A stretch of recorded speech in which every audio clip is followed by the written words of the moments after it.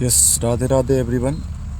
देखिए, कल हम अपना अपना नया चैप्टर शुरू कर चुके थे और हमने अपना क्या पढ़ लिया था। हमने हमारा रिप्रोडक्टिव सिस्टम, जनन तंत्र पढ़ रहे थे और इसके बारे में हमने नॉर्मल जो जानकारी थी वो देख ली थी। ठीक है, उसके बाद हमने क्या है कि हमारा जो मेल रिप्रोडक्टिव सिस्टम है, कौन सा मेल रिप्रोडक्टिव सिस्टम है वो पढ़ा था। कौन सा मेल रिप्रोडक्टिव सिस्टम, नर जनन तंत्र पढ़ा था। और नर जनन तंत्र में हमने देख लिया था कि ये कैसे काम करता है और इसमें नॉर्मली क्या क्या होता है। अब उसको हम थोड़ी देर में जल्दी से रिवाइज कर लेते हैं, फिर हम आज का आगे का पढ़ेंगे, आगे देखेंगे। देखिए, होता क्या है, ये हमारी दोनों किडनी है।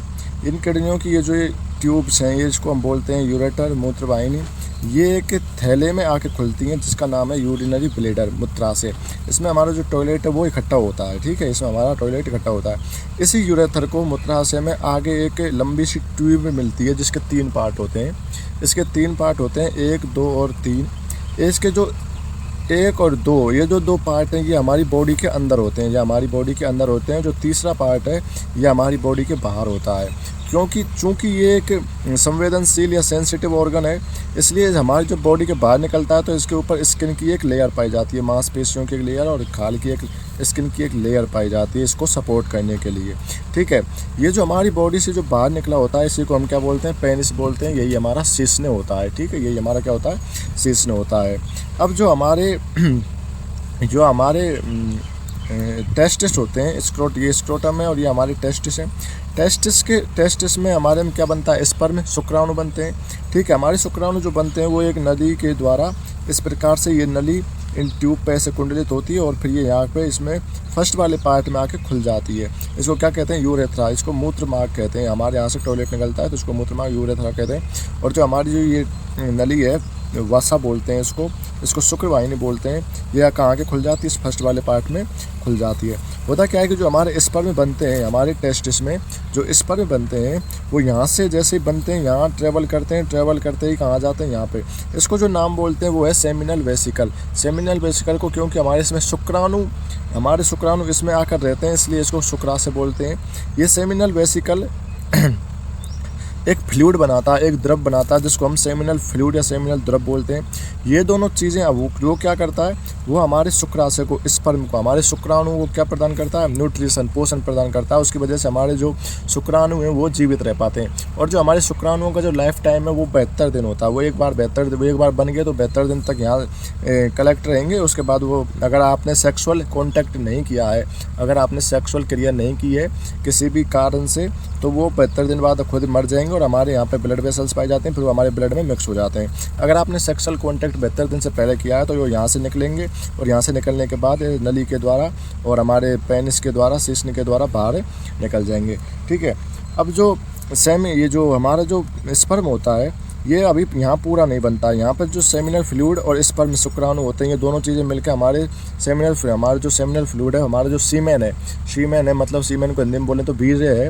उसका 70% पार्ट बनाती है। कितने परसेंट पार्ट बनाती है, 70% पार्ट। लेकिन ये जो प्रोस्टेट ग्लैंड है, इसमें से भी एक द्रव निकलता है। क्या निकलता है, इसमें से द्रव निकलता है और यहाँ से जब हमारा फ्लूइड आता है तो इसमें मिलता है। इसमें मिलने के बाद ये दोनों मिलते हैं आपस में और यह प्रोस्टेट ग्लैंड है, इसमें से एक द्रव निकलता है। ये जो दोनों चीज़ें मिलकर हमारा जो सीमेन है, वीर्य है, उसका 100% पार्ट बनाती है। हमारा वीर्य किन 2 चीज़ों का मिलता है, सेमिनल फ्लूइड यहाँ से और स्पर्म, और यहाँ से क्या, प्रोस्टेट ग्लैंड का द्रव। इन दोनों चीज़ों का मिलकर हमारा क्या बनता है, ये हमारा वीर्य बनता है। ठीक है, अब जो हमारा वीर्य होता है ये हमारी जब किसी भी मादा की या किसी भी महिला की ओवेरी में एंट्री करता है तो हमारा सिर्फ वीर्य वो तो सिर्फ वेजाइना में रह जाता है, लेकिन सिर्फ स्पर्म हमारा आगे ट्रेवल करता है। वो मैं आपको डिटेल में और आगे पढ़ाऊँगा। और उसके बाद ये काउपर्स ग्लैंड हैं, ये एक पेयर में पाई जाते हैं। काउपर्स ग्लैंड ये क्या करती हैं, ये हमारे वीर्य को क्षार्यता प्रदान करती हैं। हमारे सीमेन को क्या प्रदान करती हैं, क्षार्यता ये हमारे बेसिक बनाती हैं। इसलिए जो हमारा सीमेन वीर्य होता है उसका जो पीएच वैल्यू होती है, हमारे जो वीर्य की पीएच वैल्यू होती है वो होती है 7.2। और ये कैसा होता है नेचर में, ये होता है क्षारीय। कैसा होता है, क्षारीय। ये हमारा क्या हो गया, ये हमारा मेल रिप्रोडक्टिव नर जनन तंत्र हो गया। ठीक है, अब इसकी मैं आपको थोड़ी सी और जानकारी देता हूँ। इसकी जानकारी मैं ये देता हूँ, जब हमारा जो हमारे अंदर जब सेक्सुअल डिज़ायर होती है, हमारे अंदर जब सेक्सुअल डिज़ायर होती है तो हमारे अंदर क्या है कि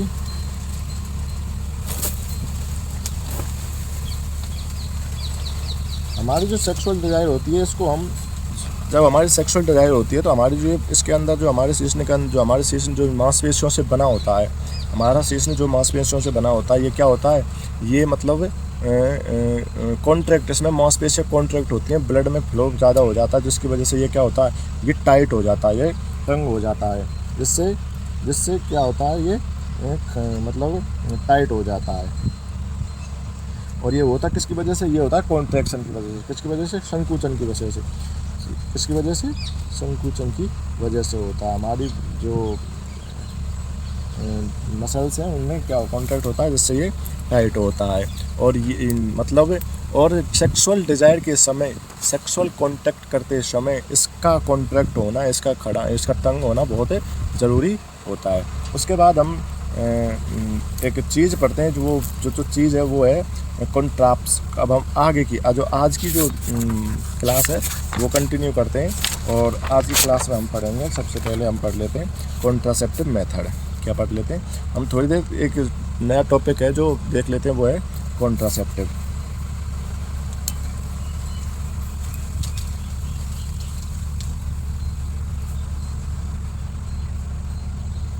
ये कॉन्ट्रासेप्टिव है और इसको हिंदी में कहते हैं हम गर्भ निरोधक। गर्भ निरोधक कॉन्ट्रासेप्टिव, इसको हम हिंदी में बोलते हैं गर्भ। इसका जो लिटरल मीनिंग होता है, कॉन्ट्रासेप्टिव का जो लिटरल मीनिंग होता है वो होता है to prevent pregnancy. To prevent pregnancy मतलब इसमें जो गर्भ धारण की अवस्था होती है उसको रोकना। मतलब कोई भी महिला गर्भ धारण ना हो उसको रोकना क्या होता है, गर्भ निरोधक, मतलब कॉन्ट्रासेप्टिव कहते हैं। ठीक है, ये 2 प्रकार की होती है। ये कितने प्रकार की होती है? ये 2 प्रकार की होती है। एक होती है टेम्पररी और एक होती है परमानेंट। एक होती है टेम्पररी और एक परमानेंट। अस्थाई, एक होती है अस्थाई और एक होती है स्थाई।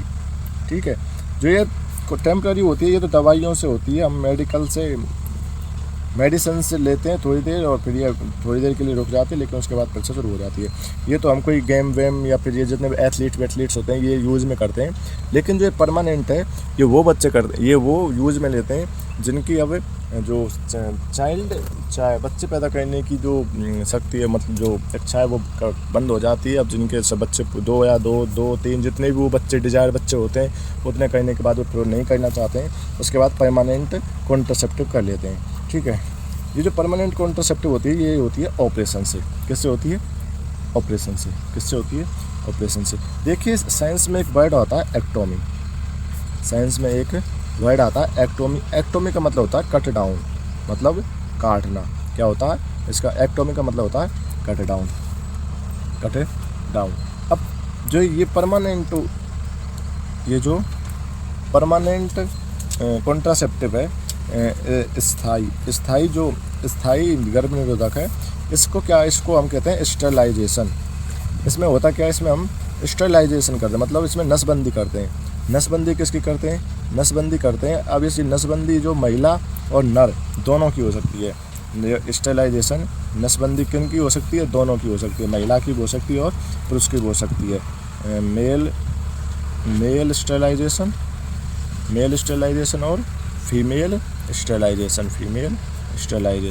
अब देखिए मेल स्टरलाइजेशन में जब हम नसबंदी करेंगे तो उसमें क्या करेंगे? उसमें हम ये करते हैं, ये जो हमारी वेसेक्टोमी है, जहाँ से स्पर्म निकलता है हम इसको काट देते हैं। इसको मान लो यहाँ से काट दिया इस प्रकार से, और तो इसको इधर बांध देते हैं और इसको इधर बांध देते हैं। अब जब यहाँ से स्पर्म बनेंगे तो वो यहाँ पहुँचेंगे ही नहीं, तो दोनों साइड से काट देते हैं।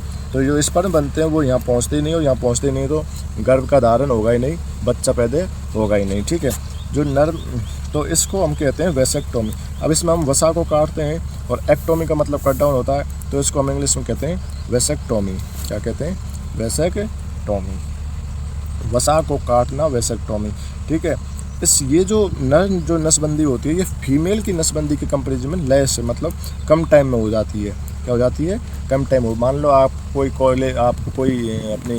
कोई अपनी जॉब पर जाना है और आपको अब नसबंदी करवानी है, तो आप सुबह सुबह डॉक्टर से कंसल्ट कीजिए, आध घंटा में आपकी वो वेसेक्टोमी कर देगा और आध घंटा बाद आप आराम से अपने जॉब पर जा सकते हैं। उसके बाद इसमें जो कॉम्प्लिकेशंस होती हैं, इसमें जो कॉम्प्लिकेशन जटिलता होती हैं वो भी बिल्कुल कम होती हैं। क्या होती हैं? कॉम्प्लिकेशन जटिलताएँ बिल्कुल कम होती हैं। और ये इजी रिजॉइनिंग, अगर मान लो कि कोई दिक्कत हो जाए और आपको वापस से इसको जुड़वाना हो, बच्चा पैदा करने हो, तो इसकी आसानी से रिजॉइनिंग भी हो जाती है। क्या हो जाती है? इसकी आसानी से रिजॉइनिंग भी हो जाती है। लेकिन जो फीमेल की स्टेलाइजेशन होती है, इसमें हमें टाइम लगता है। इसमें क्या लगता है? इसमें टाइम लगता है। इसमें हमें ज़्यादा टाइम लगता है। क्या? ज़्यादा टाइम लगता है। इसमें ऑपरेशन होता है तो 4 महीने 5 महीने लग जाते हैं। वो किसी काम करने के लिए भी मना किया जाता है उससे। इसलिए फीमेल में जो टाइम है वो ज़्यादा लगता है। इसमें ये ज़्यादा जटिल होती है, मोर कॉम्प्लिकेटेड होती है। और इसकी जो रिजॉइनिंग होती है वो भी हार्ड होती है। कैसी होती है? हार्ड होती है। अब देखिए इस कारण से हमें करानी तो किसकी? मर्द की नसबंदी चाहिए। मतलब हमें हमेशा एक मर्द की नसबंदी करानी चाहिए। लेकिन हम भारत में जो प्रचलन है वो महिला नसबंदी का है। किसका है? महिला नसबंदी का। मतलब अगर 100 में से 95 महिलाएं नसबंदी कराती हैं, सिर्फ 5 पुरुष ऐसे हैं जो समझदार हैं, जो पढ़े लिखे हैं और जो अपनी नसबंदी कराते हैं। बाकी 95 महिलाएं हमारी नसबंदी कराती हैं। तो अब आपको पता चल गया कि किसकी नसबंदी होनी चाहिए। तो आई होप कि आप जब नसबंदी भविष्य में कभी कराएंगे तो आप खुद की कराएंगे, ना कि अपनी वाली की। ठीक है। अब उसके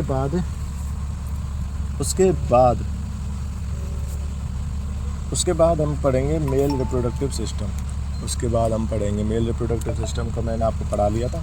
तो अब इसमें आपको बताऊंगा कि इसमें कौन कौन सी ऑर्गन्स काम में आते हैं। मेल रिप्रोडक्टिव सिस्टम में कौन से ऑर्गन्स काम में आते हैं। अब देखिए जो मेल रिप्रोडक्टिव सिस्टम है इसमें कौन से ऑर्गन काम आते हैं। देखिए मेल रिप्रोडक्टिव सिस्टम के अंग मतलब कौन से यूज़ में, ये क्वेश्चन पूछ लिया जाता है कि कौन से अंग मेल रिप्रोडक्टिव सिस्टम में यूज़ में लिए जाते हैं। तो पहला है, देखिए सबसे पहला तो कौन सा है? सबसे पहला तो यही है स्क्रोटम। स्क्रोटम क्यों है? क्योंकि यहाँ पे हमारे जो टेस्टिस हैं वो हैं। तो सबसे पहला तो हो गया स्क्रोटम। ठीक है। स्क्रोटम में क्या हो रहा है? अंडा से हमारे टेस्टिस हैं।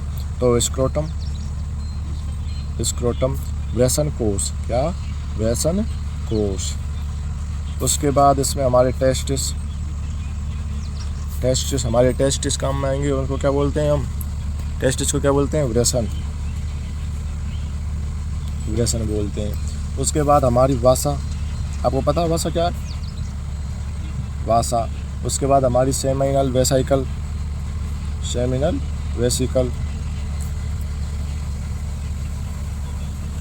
उसके बाद हमारी प्रोस्टेट ग्लैंड काम में आती है।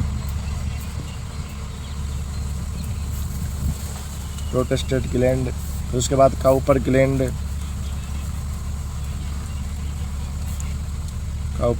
ये मैंने आपको कल बता दिया था कौन सी चीज़ें कहाँ पे होती हैं। यूरेथ्रा होता है और हमारा जो पेनिस है वो आता है। और क्या एक और चीज़ है जिसको हम बोलते हैं सेमनीफेरस ट्यूब। ये आपने अभी पढ़ी नहीं है, थोड़ी देर में पता चल जाएगा क्या होता है। सेमनीफेरस ट्यूब का भी आपको थोड़ी देर में पता चल जाएगा कौन सी है। Seminiferous tube. ये मैं अभी आपको जब टेस्ट पढ़ाऊँगा तब बताऊँगा। तो देखिए कौन सी चीज़ें हमारी काम में आती हैं वो मैंने आपको बता दी। देखिए ये स्क्रोटम, फिर ये टेस्टिस, उसके बाद ये वासा, फिर ये सेमिनल वेसिकल, फिर ये प्रोस्टेट ग्लैंड, फिर ये यूरेथ्रा, फिर ये पेनिस, और ये सारी चीज़ें एक और है हमारे जो हमारे टेस्ट के अंदर मिलती है, वो मैं आपको थोड़ी देर में पढ़ाऊँगा। ठीक है, तो ये हमारी चीज़ें हमारे कुल मिला के 9 अंग ऐसे हैं, 9 अंग ऐसे हैं जो मेल रिप्रोडक्टिव सिस्टम में काम में आते हैं। क्या आते हैं? मेल रिप्रोडक्टिव सिस्टम में काम में आते हैं। अब आपको ये पता चल गया होगा कि मतलब हमारे अंदर जो मेल रिप्रोडक्टिव सिस्टम की जो पूरी प्रक्रिया है वो कैसे होती है, और ये मैंने आपको बहुत अच्छे से बता दिया है। ठीक है, उसके बाद आप अगर इसकी थ्योरी लिखना चाहें तो थ्योरी लिख लीजिए। चलो थ्योरी तो लिखा देता हूँ। चलिए थ्योरी लिख लीजिए आप। लिखिए, शुरू करते हैं। देखिए, मेल रिप्रोडक्टिव सिस्टम। क्या? Male reproductive system. लिखिए, MRS male reproductive system is made up of following organs. नर जनन तंत्र निम्नलिखित अंगों से मिलकर बना होता है। नर जनन तंत्र निम्नलिखित अंगों से मिलकर बना होता है। पहला लिखिए स्क्रोटम वृषण कोश। पहला लिखिए स्क्रोटम वृषण कोश। दूसरा लिखिए टेस्टिस वृषण। तीसरा लिखिए वासा। चौथा लिखिए सेमिनल वेसिकल या फिर अभी सेमिनल वेसिकल को अब आप हिंदी में लिखना चाहें तो लिख लीजिए शुक्राशय। क्या है? शुक्राशय। उसके बाद आप लिखिए प्रोटेस्टेट ग्रंथि। उसके बाद आप लिखिए काउपर ग्रंथि। उसके बाद आप लिखिए यूरेथ्रा मूत्राशय। उसके बाद आप लिखिए पेनिस को हम बोलते हैं शीश्न। क्या? शीश्न। इसके बहुत सारे नाम हैं, आप पेनिस लिख लीजिए। और उसके बाद सेमनीफेरस ट्यूब को लिख लीजिए आप हिंदी में शुक्र जनन नलिका। ये मैं आपको थोड़ी देर में पढ़ाऊँगा क्या होती है। अब लिखिए sperm are produced in testis. हमारे अंदर शुक्राणु वृषण में बनते हैं। Sperm are produced in testis. These sperms come out from testis and enter in seminal vesicle through a tube called vasa। ये शुक्राणु वृषण से निकलकर शुक्राशय में आते हैं। किसके द्वारा? वासा के द्वारा, एक नली के द्वारा जिसको वासा कहते हैं। ये शुक्राणु हमारे टेस्टिस से निकलकर शुक्राशय में आते हैं जिसको वासा कहते हैं। A fluid which is produced by seminal vesicle is called seminal fluid। एक द्रव जो शुक्राशय के द्वारा बनाया जाता है उसको शुक्र द्रव कहते हैं। सेमिनल फ्लूइड कंटेन फ्रक्टोज, और इसमें फ्रक्टोज होता है। Fructose provide nutrition to sperm. Fructose शुक्राणु को पोषण तत्व प्रदान करता है। और इसमें लिख लीजिए आप life span of sperm is 75 days. इसके जो हमारे शुक्राणुओं के जो जीवन काल होता है वो 75 दिन होता है। सॉरी, मैंने पहले आपको 72 दिन बताया दिया था, वो 75 दिन कर लीजिए, 75 दिन होता है। अब आगे लिखिए ड्यूरिंग सेक्सुअल कॉन्टैक्ट के समय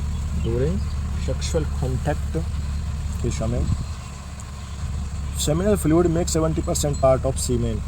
जो शुक्र द्रव होता है ये हमारे वीर्य का 70% पार्ट बनाता है, 70% भाग बनाता है। वीर्य का 70% भाग शुक्र द्रव बनाता है। प्रोटेस्टेट ग्लैंड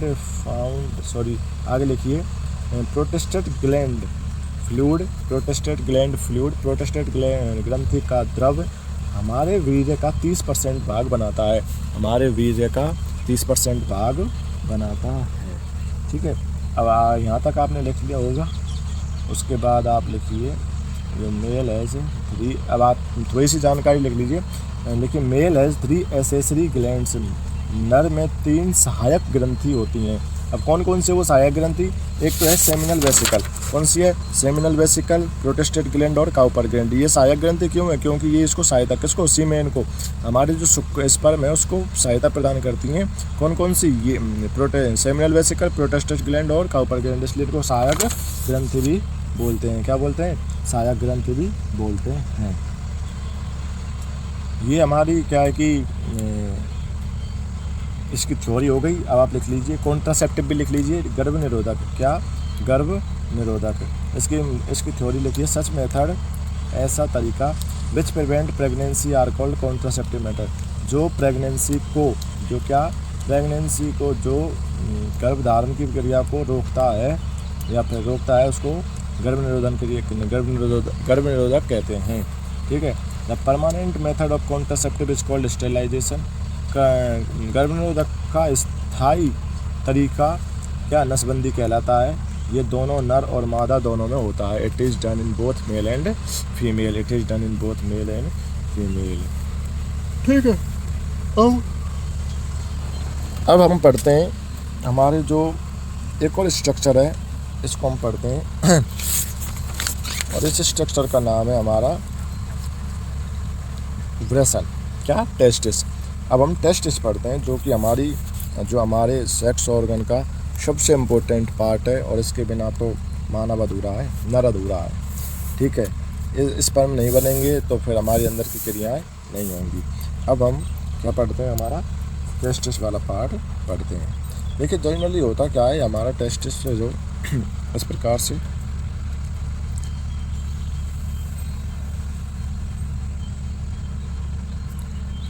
से होता है। इसमें क्या है कि ऊपर की साइड हमारे यहाँ प्रत्येक ब्लड वेसल्स तो हमारी बॉडी में हर जगह पाई जाती हैं, तो इसके ऊपर भी ऐसे ब्लड वेसल्स पाई जाती हैं। ये ऐसे ब्लड वेसल्स हैं। इसमें क्या होता है, ब्लड भरा होता है जो इसको क्या प्रदान करती है, न्यूट्रिशन प्रदान करती हैं, इसको ब्लड प्रदान करते हैं। ठीक है। ये ब्लड वेसल्स है, इसका मेन काम नहीं है, हमारे जो मेन काम है वो अंदर पढ़ते हैं। इसमें क्या है कि जो हमारी ये टेस्टिस है ये हमारा टेस्टिस है, इसमें जनरली होता क्या है, इसमें ट्यूब्स पाई जाती हैं। क्या पाई जाती हैं? इसमें ट्यूब्स पाई जाती हैं इस प्रकार से।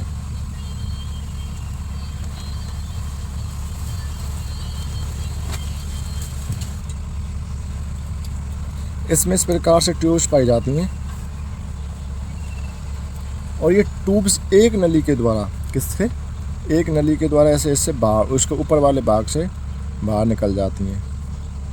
किस प्रकार से? इस प्रकार से ये इसके ऊपर वाले भाग से बाहर निकल जाती हैं। ये सारी ट्यूब्स एक नली में जोड़ी जाती हैं। ये इतनी नहीं होती हैं, बहुत सारी होती हैं। बहुत सारी का मतलब है ये लगभग 600 होती हैं एक में। कितनी? 600 होती हैं एक वाले में। एक में ये कितनी होती हैं? 600 होती हैं। ठीक है। और ये फिर यहाँ से ऐसे बाहर निकल जाती हैं इस प्रकार से बाहर निकल। जैसे ये नली यहाँ से बाहर निकलती है ना, तो ये कैसी होती है, कुंडलित हो जाती है। कैसी हो जाती है? इस प्रकार से हो जाती है।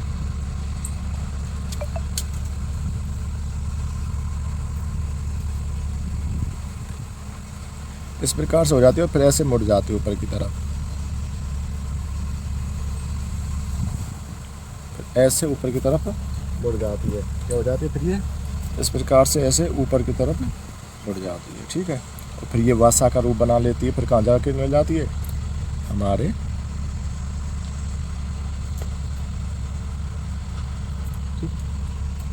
अब होता क्या है जनरली, अब हमारे जनरली होता क्या है कि ये जो ट्यूब्स हैं इन्हीं को हम कहते हैं सेमनीफेरस ट्यूब। क्या? Seminiferous tube. क्या? शुक्र जनन नलिका। क्या कहते हैं हम इनको हम कहते हैं शुक्र जनन नलिका। अब जो हमारे अंदर जो स्पर्म बनता है ना, हमारी बॉडी में जो स्पर्म बनता है वो इन ट्यूब्स में बनता है। और ये ट्यूब्स बनी किसकी होती हैं? ये ट्यूब्स बनी होती हैं सेल्स की। किसकी? सेल्स की। इसमें 2 प्रकार के सेल्स होते हैं। कैसे सेल्स होते हैं? इसमें 2 प्रकार के सेल्स होते हैं। देखिए मैं आपको एक ट्यूब यहाँ बाहर बना के दिखा देता हूँ। जनरली इसमें होता क्या है, देखिए इस प्रकार से ये एक ट्यूब है, इस ट्यूब पर क्या सेल्स बनी होती हैं इस प्रकार से।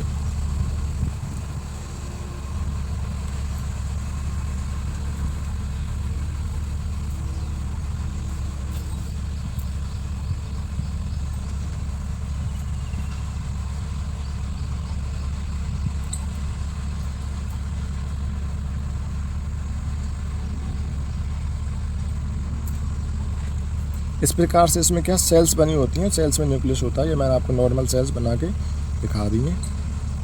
और इनके अंदर जो होता है एक फ्लूइड, इसके अंदर इसमें ना एक फ्लूइड भरा होता है ऐसे, मतलब इसमें पूरे ऐसे इनके बीच में क्या होता है, एक फ्लूइड भरा होता है। एक क्या होता है, एक द्रव्य भरा होता है हमारे इनके बीच में, पूरे इसमें एक द्रव्य भरा होता है। क्या होता है? एक द्रव्य भरा होता है। इसको क्या है? फ्लूइड है। ठीक है। एक द्रव्य भरा होता है। अब जनरली होता क्या है कि अब वो जो फ्लूइड है वो यहाँ पे भरा होगा। अब ये इसके आसपास तो है, ये मैंने इसी के आसपास तो बनाई है। एक को निकाल कर यहाँ बना दिया। ठीक है। अब मैंने यहाँ पे इसको, इससे आपको अच्छे से समझ सकें। अब इसमें ये जो सेल्स होती हैं, इसमें क्या है, ये सेल्स हैं। इसमें एक तो है ये स्मॉल सेल, छोटी हैं, और एक कैसी हैं, ये बड़ी हैं, लार्ज वाली हैं। ठीक है, क्या है, ये जो एक तो स्मॉल सेल्स हैं और एक लार्ज सेल्स हैं। ये जो स्मॉल सेल्स हैं ना, ये जो स्मॉल सेल्स हैं, ये इनको हम बोलते हैं जर्म सेल। कौन सी सेल, जर्म सेल। जर्म को हिंदी में बोलते हैं मात्र कोशिका, मात्र कोशिका। अब मात्र कोशिका क्यों बोलते हैं, क्योंकि इनको, और इन्हीं में क्या होता है, प्रोडक्शन होता है किसका, स्पर्म का। इसमें क्या होता है, हमारे शुक्राणु का निर्माण होता है। क्या, शुक्राणु जो हमारे अंदर बनते हैं, शुक्राणु का निर्माण होता है। इसमें क्या होता है, हमारे शुक्राणु का निर्माण होता है। ठीक है, और जो ये लार्ज और जो बड़ी सेल है ना, ये एक वैज्ञानिक ने खोजी थी, और उन्हीं के ऊपर इनका नाम हो गया सर्टोली। क्या, सर्टोलीज सेल। क्या, सर्टोलीज सेल क्या होती है, सर्टोलीज सेल। और ये क्या करती हैं, ये इसको जो नए सेल या स्पर्म बनता है, इसको क्या करती हैं, ये प्रोवाइड न्यूट्रिशन, इसको क्या, भोजन प्रदान करती हैं, पोषण प्रदान करती हैं, पोषण प्रदान करती हैं। क्या कहते हैं, पोषण, क्या करती हैं, पोषण प्रदान करती हैं। अब देखिए, ये जो हमारा ये वाला पार्ट था, इसमें क्या है कि ये जो फ्लूइड वाला पार्ट है, ये फ्लूइड वाला पार्ट, इसमें एक सेल्स घूमती रहती हैं। इस प्रकार से सेल्स घूमती रहती हैं बहुत सारी। इन सेल्स को हम ये ऐसे, इसमें पूरे भाग में होती हैं, ऐसे पूरे भाग में क्या है कि सेल्स घूमती होती हैं। ये जो सेल्स हैं, मतलब यहाँ पे इस प्रकार से, इस प्रकार से, इस प्रकार से, इस फ्लूइड वाले भाग में जो सेल्स घूमती रहती हैं, सेल्स का नाम है लेडिग सेल। कौन सी सेल, इन सेल्स का नाम है लेडिग सेल। कौन सा नाम है इनका, इनका नाम है लेडिग सेल। और इनके अंदर ये बहुत इंपॉर्टेंट सेल है। क्यों, क्योंकि इन लेडिग सेल के अंदर ही क्या बनता है, हमारा टेस्टोस्टेरोन हार्मोन बनता है। टेस्टोस्टेरोन हार्मोन बनता है। कौन सा हार्मोन बनता है, टेस्टोस्टेरोन हार्मोन बनता है। किनके अंदर, लेडिग सेल्स के अंदर क्या बनता है, टेस्टोस्टेरोन हार्मोन बनता है। ये हमारा क्या हो गया।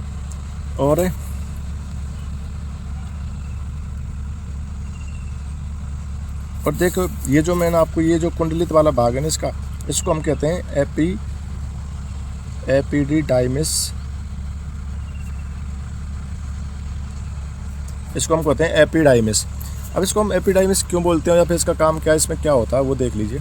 इसमें हमारा जो सीमेन, हमारा जो वीर्य बनता है, स्पर्म बनता है, इसमें क्या होता है, वो 2 दिन के लिए क्या होता है, इकट्ठा होता है। क्या होता है, इसमें 2 दिन के लिए इकट्ठा होता है। क्यों, क्योंकि वो इसमें उसका मैचुरेशन होता है। क्या होता है, परिपक्व होता है। इसमें क्या होता है, मैचुरेशन,